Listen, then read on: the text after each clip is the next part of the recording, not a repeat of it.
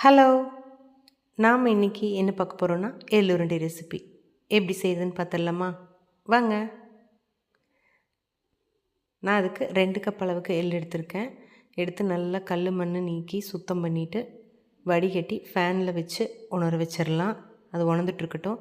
அதுக்குள்ளே 2 கப் அளவுக்கு நிலக்கடலை பருப்பு எடுத்து நல்லா வறுத்துக்கலாம். ஏற்கனவே வறுத்த பருப்பு தான், இருந்தாலும் சூடு பண்ணிட்டோம்னா அரைக்கிறதுக்கு நல்லாயிருக்கும்.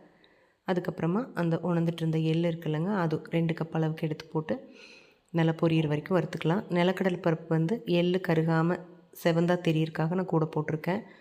பொரிஞ்சு வரும்போது அதையும் எடுத்து ஆற விட்டுறலாம். ஆறுனதுக்கப்புறம் மிக்ஸி ஜாரில் 2ம் சரி பங்காக போட்டு பல்ஸ் மோட்லேயே வச்சு நம்ம இந்தளவு பவுடர் பண்ணி எடுத்துக்கலாம்.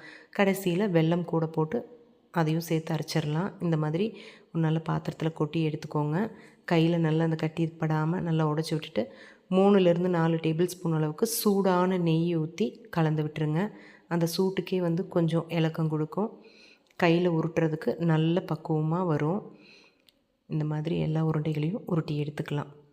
சூப்பரான எள் உருண்டை நம்ம வீட்லேயே அரை மணி நேரத்துக்குள்ளே ரெடி பண்ணியாச்சு.